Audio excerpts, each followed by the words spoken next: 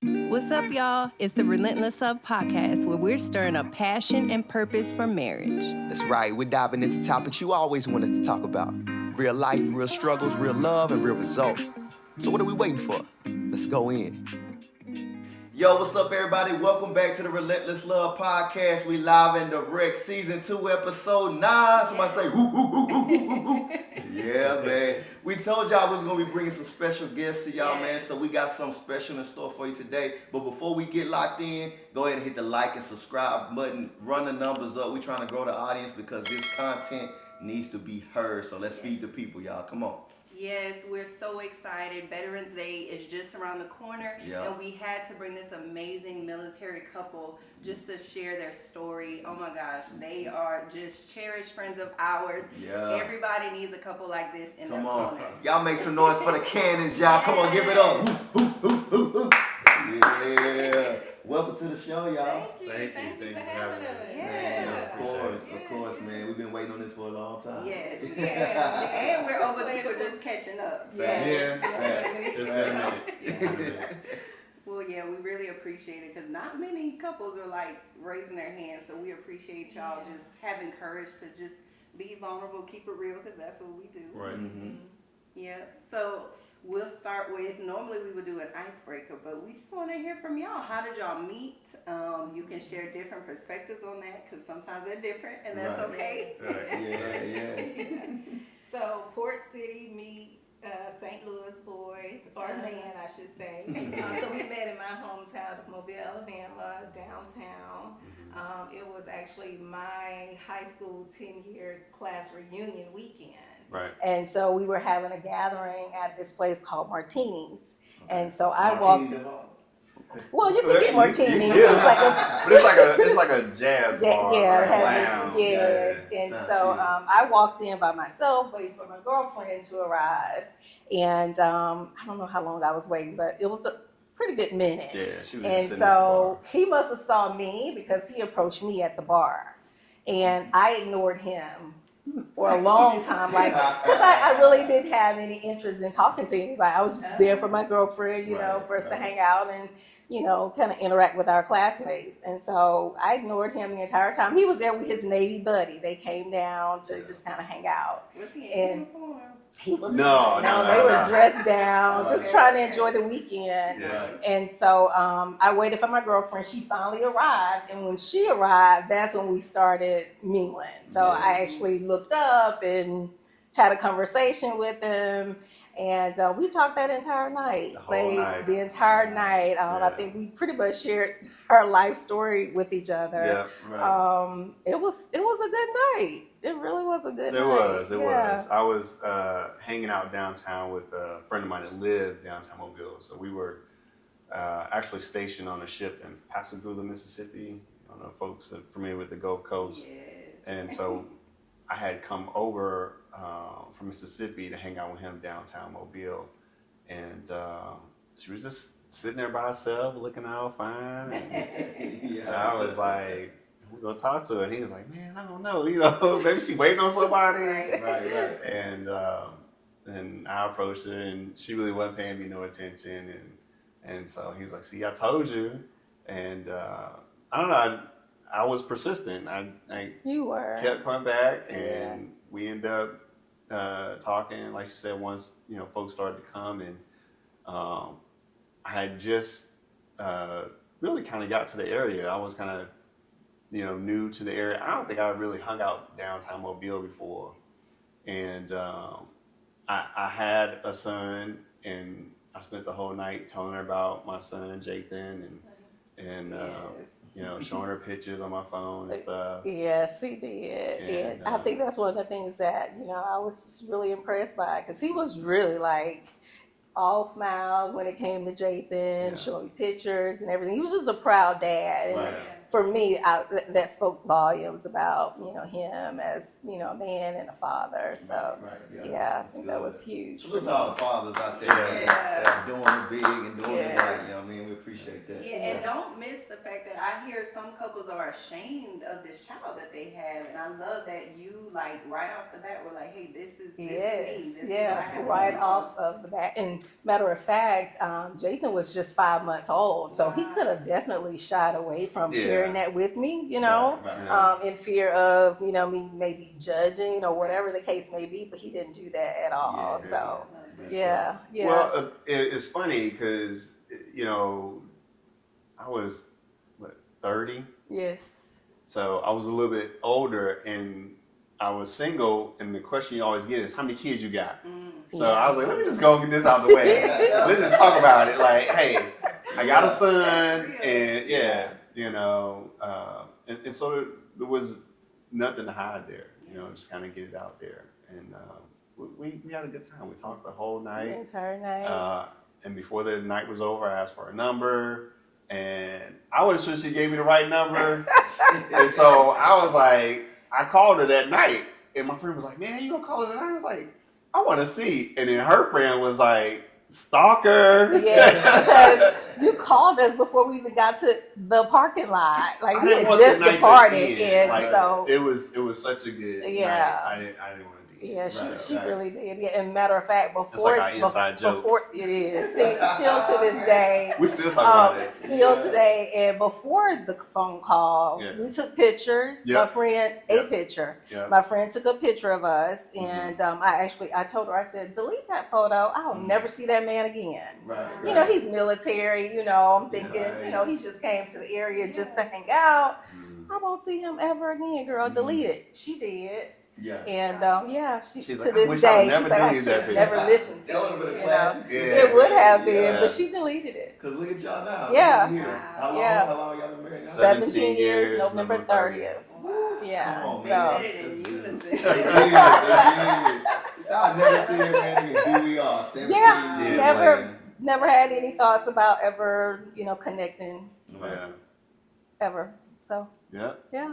And I love one of the things you said was, if this relationship could survive deployment, it can survive anything. Right. I love that. Right. So Hurricane Katrina happened. Well, we went kind of like months not really like talking and connecting. But Katrina, I think, kind of brought us close because she called to check on me to see if I was okay. And to fast forward to that point, I had relocated to Jacksonville after the storm. The ship moved to Jacksonville out of Mississippi. And the friend I was staying with at the time, I was telling him, I was like, if she can last through this deployment, I'm going to ask her to marry me. Wow. And she did. Wow. How long was the deployment? Well, that one was 6 months. We went out 3 months, then we came back for like a mid-deployment availability or maintenance phase, and then we went back out for 3 more months. Yeah. And so, So that was 10 months of dating. Yeah. He proposed after 10 months. Yeah. So we met in June of 2005. June 17th. Yes. And then, I kind of dodged you and you trying to connect with me for like a few months, and then Katrina hit, and I called to check up on you. You had a little attitude, I guess, because I was blowing you off. Yeah, because I was like, she been answering my phone call, that's what I called. And I was never available. He was like, so I called him. She was really interested. I understood. Honestly, I was just like, I wouldn't see you again. So I really didn't have any thoughts about it. But called him after Katrina just to, check in, because I knew he lived in Mississippi, and he had a little attitude. And I was just like, oh, okay, well, I was just calling to check up on you. I'll talk to you. Yeah. And that was that. Yeah. And then maybe 2 weeks go by, and I tell my girlfriend, I'm thinking about Gaylan. Why am I thinking about Gaylan? Yeah. She was like, I don't know. You gonna call us? I don't know. I might.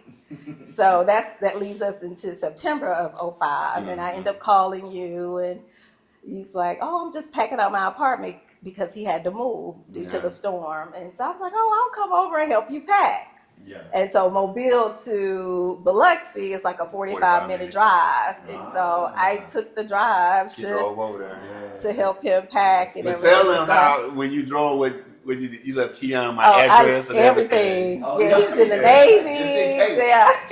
All of his information. Right. Everybody come up missing. Yeah, you know where to go. Yeah, so I shared all of his information with my girlfriend because I didn't tell my mom or anybody that I knew this guy.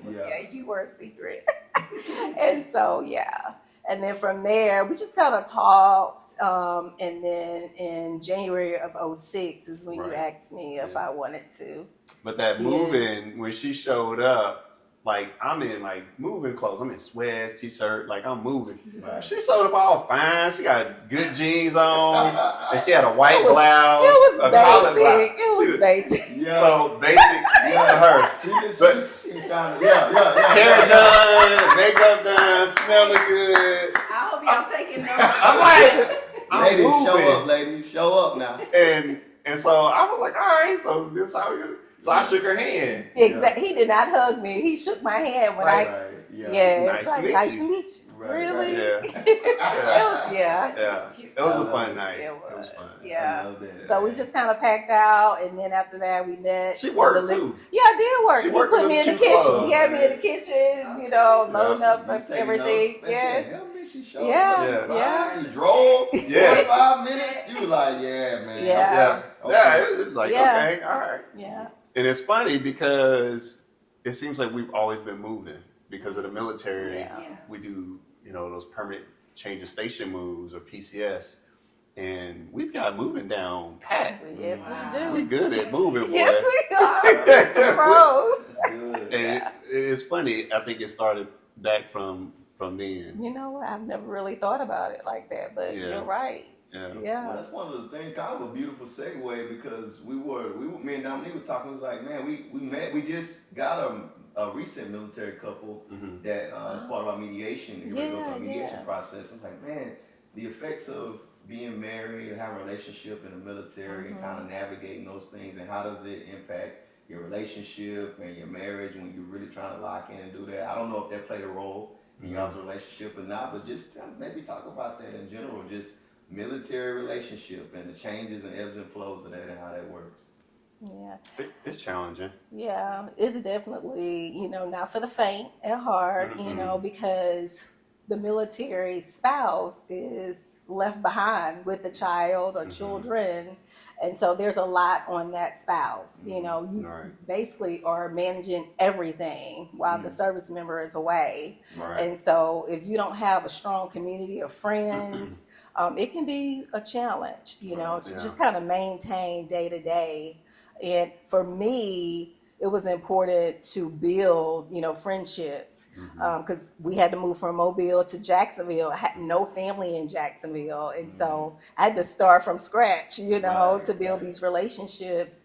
And thankfully, my good sister in Jacksonville, she lived right across the street from us. And she was retired military. Okay. So I learned a lot from Felicia, so she was kind of like my go-to, if I had questions about anything.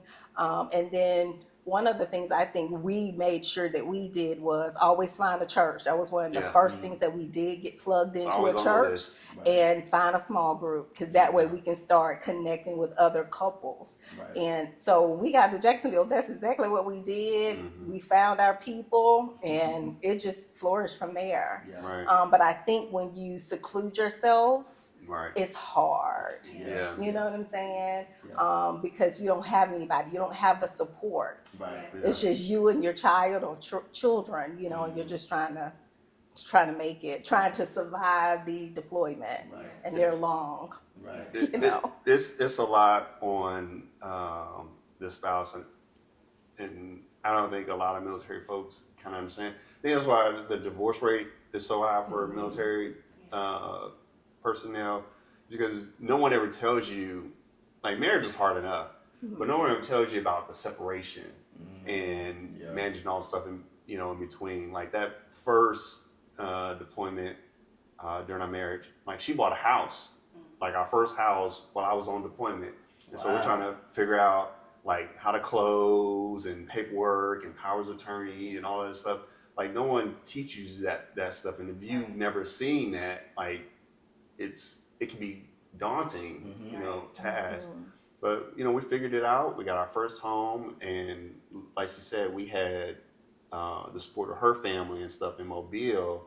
But when we moved to Jacksonville, we didn't have anybody, and that's how I know it had to be God, because when we got to Jacksonville, when I was in department head school, one of the guys I met up there, he had told me about fraternity guys that, you know, that he knew in Jacksonville. They happened to be in the neighborhood. Those were some of the first people we met when we got in that neighborhood. Right. And then the folks we met through church were some of the, you know, first people we were able to connect with outside of the neighborhood. But we built that small village, and I think that made that transition a lot easier. Right. Yeah, I really think that was, you know, important to have that. Yeah. Yeah, because we didn't know anybody. We didn't. Yeah. Not at all. So. So community was definitely key, both the spiritual community, Yeah. both family and friends. Yeah. How did y'all fight to keep your connection strong when you were away and when there was some distance? So he was on the ship. So in the Navy, you know, it's hard to have phone calls, and so those were long, you know, periods of no communication. I mean, we did some emailing, but even with that, you know, it could be a week or two before I received an email from him. You know, and one of the things that I wanted to make sure I didn't do is burden him with a lot of home stress situations, because that weighs on the service member as well. Like if you're telling them all the drama that is happening, you know, they can't do their job effectively. And so a lot of that I just had to carry myself, or, you know, have a trusted friend, you know, to share with, and just kind of, you know, talk things through.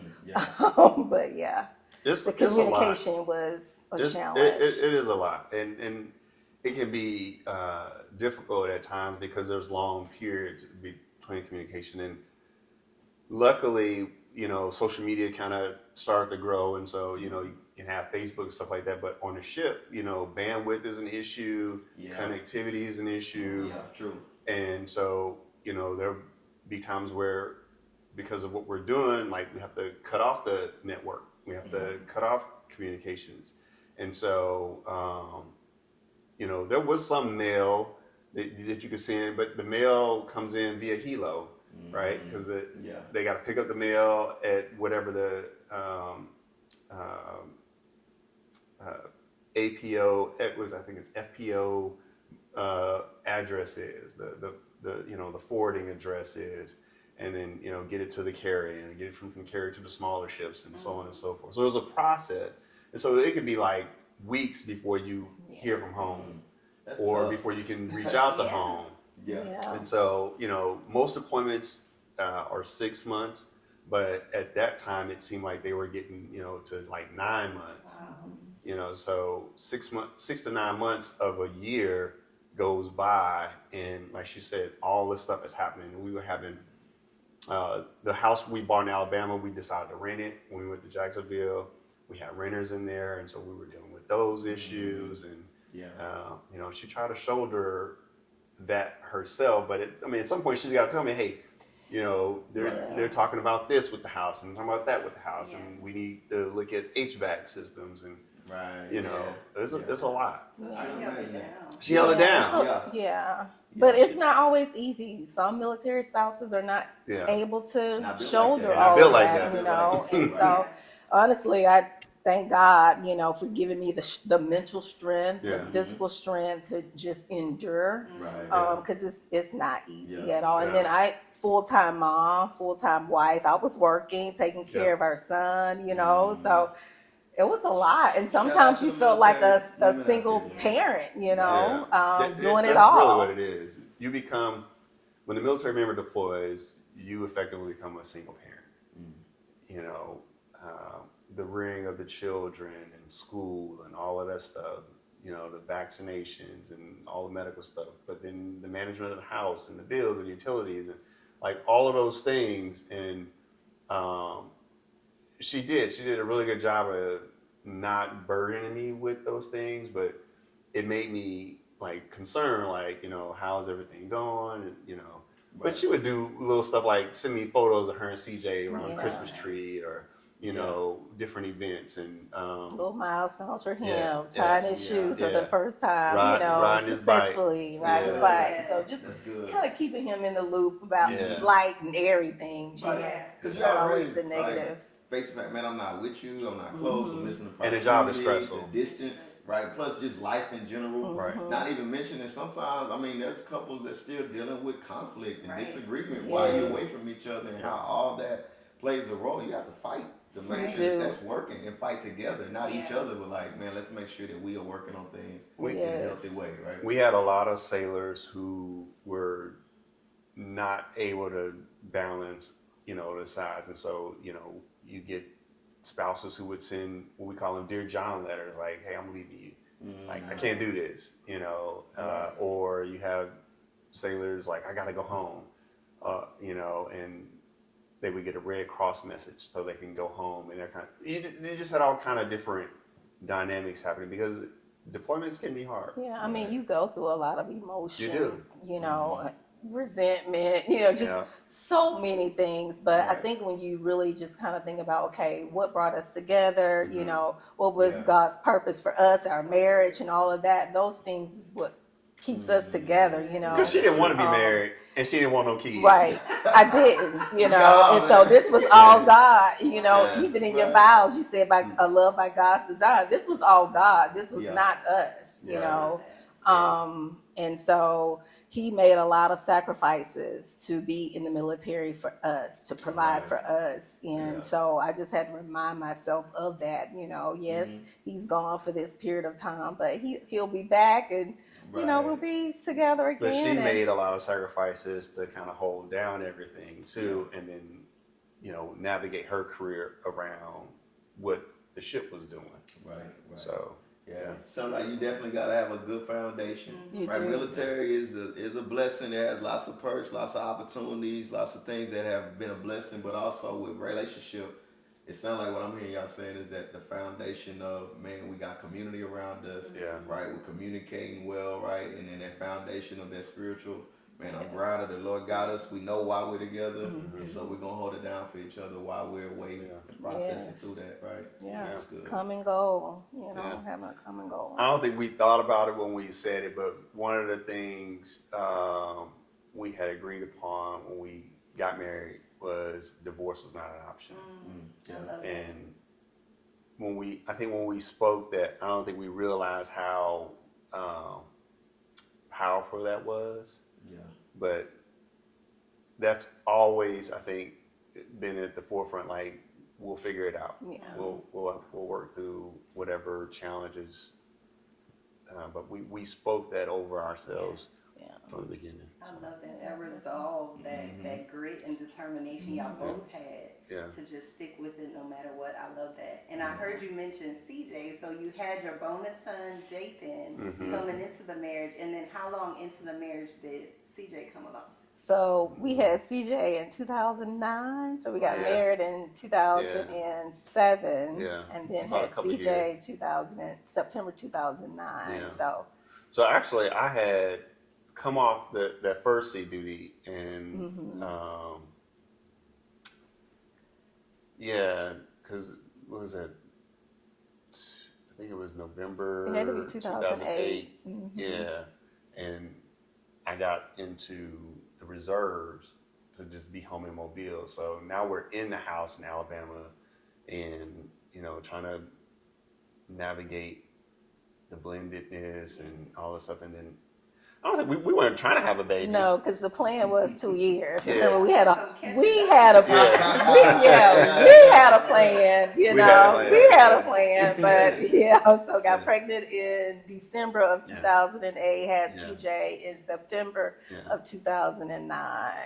So And but we were really intentional about making sure that we always had Jathan, like the holidays, and he came for every summer break.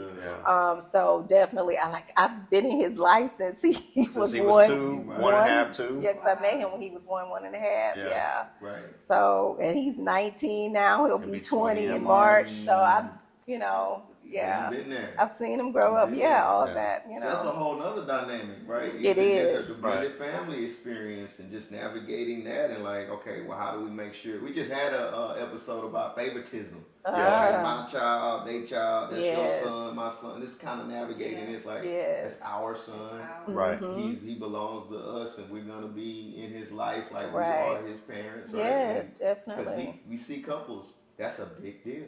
One of the things I love issue with them is from the jump, she embraced him in a situation and treated him as if it was her own son. And when she introduced us to folks, she was like, "We have 2 boys."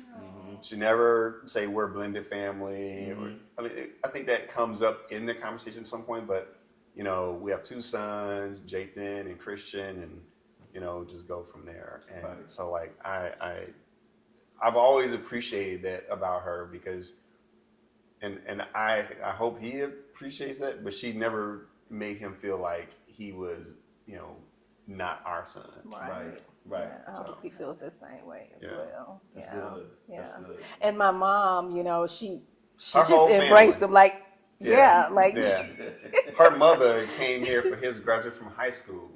Like, she made it a point to be like, we're gonna be involved. From day one. From day one. She's his grandson, you know. Yeah. That's very important, man, because that dynamic can tear relationships apart when you get to playing favorites, or you got different parenting styles, and then you end up doing for one and not doing for the other, and then there ends up being contention in the marriage. We see with a lot of couples that we mediate, and we're like, man, can y'all get a parenting vision? Right. Can I get in alignment with these are y'all's children, y'all both parenting regardless of what the outside dynamic is. Y'all got a lot of dynamics that play from getting married quick, being deployed military, you having to shoulder a lot of load with the deployment, and then also the families coming together. That was a lot. Like, how did y'all deal with just the standard marital things like communication? Healthy communication, like dealing with conflict when it arises. So we never lived together, so coming together as one in the beginning, that was a challenge, I would say. I came in, I think, with the whole mindset, you know, I am this independent woman. You know, I had that hat going, you know, because for so long I was, I was so used to doing everything on my own and I came into the marriage with that mindset, not really knowing, you know what I'm saying? And I think that affected him some because it was almost in a sense like, well, why am I here? Because I'm doing everything, you know. Like it was kind of like that. I don't need a man, you know. Attitude. CJ said, so y'all relate, you know. Which was not good, you know. Our youngest son called her out on it, and we joke about it now. Yeah, I think he was 7 years old. He was like, "You act like you don't need my daddy." Yeah, and we were just riding. Kids, just won't they tell it? Yeah, I think you were off at school or something. I think the military had sent you off to school, and I just picked Christian up from school, and we were just riding back home, and he was like, "Mom, you act like you don't need dad." I'm like, "What are you talking about?" Yeah. And so you act like you don't need that. And then I had to sit with myself and evaluate what he was saying. And I was giving off that impression by my actions.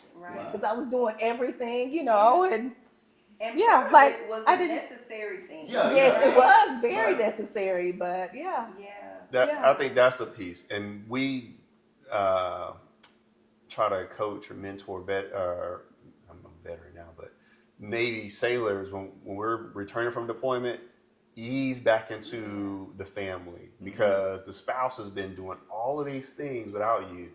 You got to kind of find your space and, you know, kind of where to fit in. And so it can be challenging, you know, when the family gets back together because there's one dynamic, you know, that the family has gotten used to, right? The wife has been kind of paying all the bills and doing all the stuff and taking the kids to dance and basketball and all this other stuff. And now you come back. Now I've experienced and talked to some sailors where the spouse like, when you going to deployment again? Because they're so used to them being gone. You being here now is disrupting my routine. And you know, there's some, you know, you can butt heads a lot of times. So you got to really be intentional about, okay. Yeah. That's a real thing. It's a real thing. And they have a class for it too. Yeah. You know, the base will hold a class for these military families on reintegration. Yeah. Yeah. Because that's really what it is. You are reintegrating into your own family. And some people don't know how to deal with that. And I think that's why we were having some of the problems we were having with divorce and domestic violence, because now we're at conflict.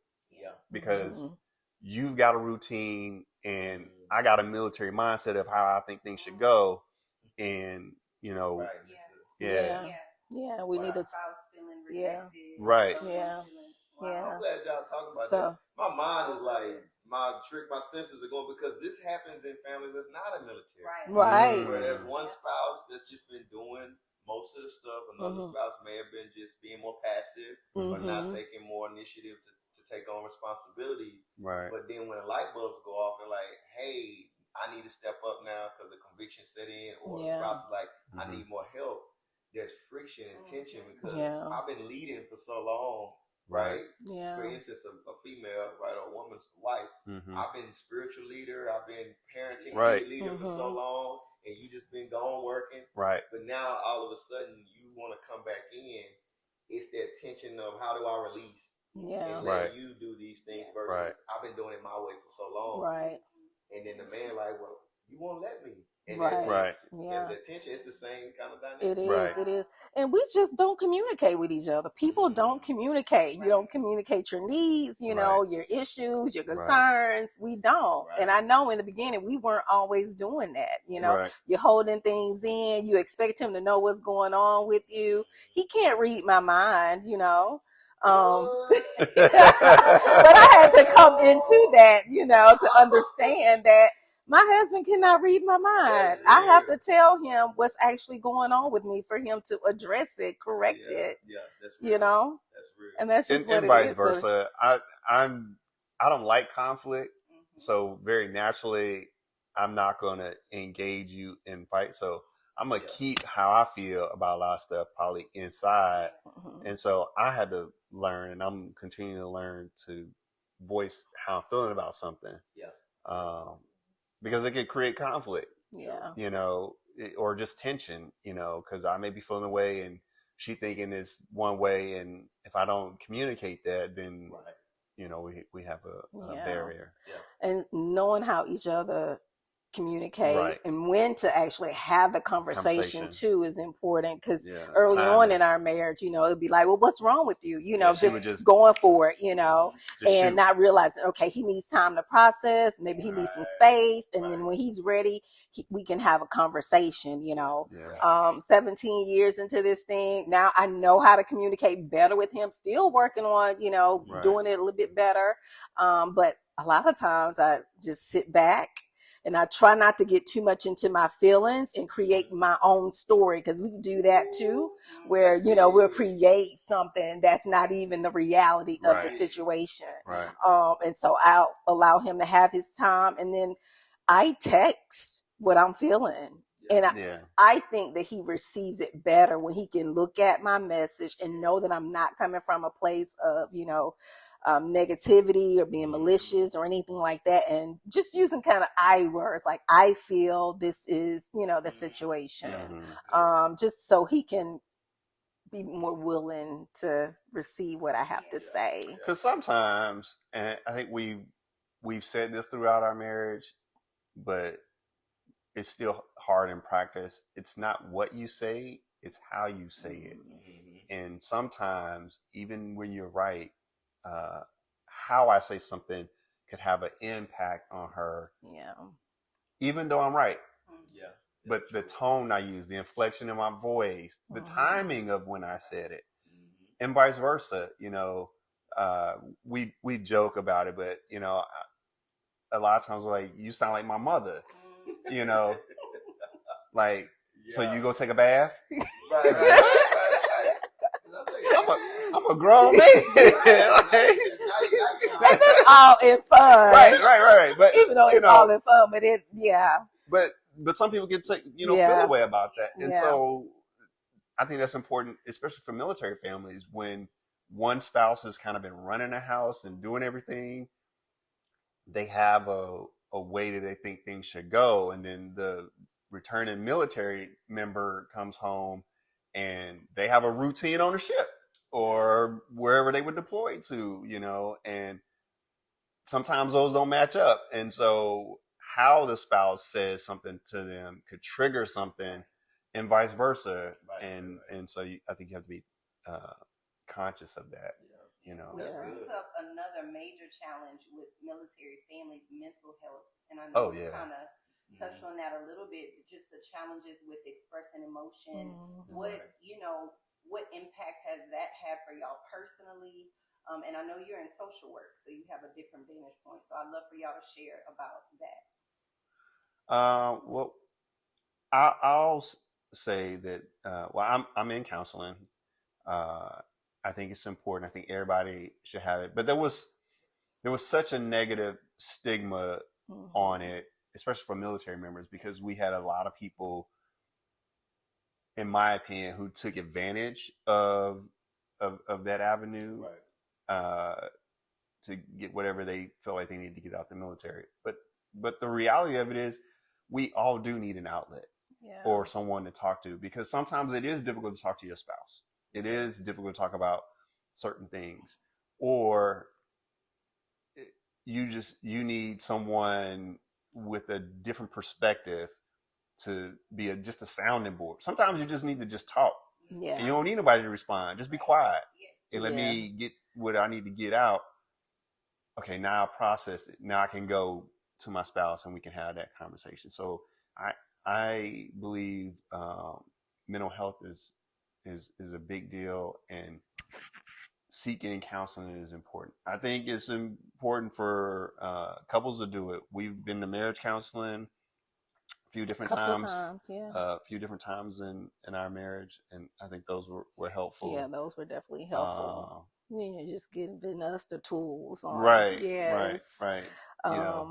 What was the guy in Virginia? He was like, telling to say I see you. Yeah, so we still use that to this day, just checking in and saying, hey, I see you. I see what you're doing for this family, for our marriage overall. And affirmations is Gaylan's love language. And so just making sure that I need to be affirmed. Men need to be affirmed. Yeah, they do. Especially black men, yes. Because the world is beating you down all day at every opportunity, and like the last thing you want is to not be affirmed in your own home. Absolutely. Yeah. So that's a big one for me. So so the marriage counseling was good. Yeah. Yes. And her love language is quality time, and that is something I know I got to get better at, because, and I think she just wants me to be there a lot of times, and I think that was one of the first blessing lessons we got from our spiritual mother and father when we were going through marriage counseling. They told us about the 5 love languages. Yes. Yeah. So that was an assignment that we had to do. Yeah. And that was good. Yeah. Good. Yes. That pre-marriage. Know what your spouse needs. Know how they receive love. Know how you can communicate love. I think that was a barrier for us in the beginning. This is a lifelong journey of learning. Oh yeah. Yes, it is. Because you change. Yes, we evolve. Yeah. We're not the same people from 17 Definitely years ago. No. Glad we ain't. I'm glad I'm not. You know what I'm saying? Right. I was man. I was so glad. Yeah. Okay. Thank you, Lord, for changes. Yes. Thank you. Yes. Yeah. This was beautiful, man. Y'all gave a lot of great perspectives. I mean, 17 years, you think about couples in general, that was a milestone. We talked about being celebratory over relationship and marriage, and celebrating like every single win that you get is important to make it through all the barriers. There are a lot of other couples that make it through, all the military couples that didn't make it, right? Yeah. All the service members, just think about just that in general, man, to just get in and be able to get out and say, I did my time, I'm a veteran now. But to have a strong woman by your side, holding it down, man, all of those are victories. And then learning these communication skills and being able to resolve conflict, things that broken marriages down over time, but y'all overcome. Those are worth celebrating, man. It's worth acknowledging, and so I'm excited to hear more and learn more about y'all, man, because y'all have spoken things to me and listening, opening my mind up to things. So I appreciate it. You're welcome. Yes. And happy Veterans Day. We honor Thank you you. for your service. We Thank you. honor you for your sacrifice and how you held it down. Thank you. And the inspiration y'all both are to so many couples. So Thank you. thank y'all for coming and sharing. Y'all want to leave maybe 3 key takeaways with the listeners? You go ahead. Okay, so I would just say, have a common goal for your marriage. Like our goal is to stay married. Divorce is not an option. As far as military families and marriages, 3 C's, commitment, compromise, and communication is so key. Yeah. No, I would agree. You got to figure out how to communicate. That would probably be the biggest thing. And if you feel like you don't know how to talk to one another, get counseling. Yeah. There's nothing wrong with that. Get someone else to mediate, be in the room, in the space to kind of talk through. I would say find a good church and get you some mentors in that church that you can talk to. Like godly people, because you see it all the time on the social media and YouTube and everything. Everybody's talking to somebody that's worldly and getting that perspective. And you can't bring that into a relationship that you're really trying to build in Christ. And then I would just say, as far as the military stuff goes, keep your family out your business. Because family, a lot of times, have their own view of how they think it should go. And they could also pull a marriage that's on deployment apart. They'll, girl, blah, blah, blah, and man, I can't believe you, Right. So I think that's one of the things I appreciate is that we've covered each other in the marriage and just keep it sacred. Boundaries, commitment. Oh, definitely boundaries. You gotta have boundaries. Yes. Y'all are taking notes. Those are good nuggets. Good. Yeah. Man, well, much love to y'all. Thank you guys. More years. Yes. Thank you. Yes. We appreciate it. No, we appreciate you guys. Yeah. Happy Veterans Day, man. Thank you for serving, man. Capacity you did. Yeah. We want to honor that for sure. Thank you. Man, much love for y'all tuning in. Thank y'all for tapping in with us. Another amazing episode. We got many more coming your way. So y'all make sure y'all tap in with us next week.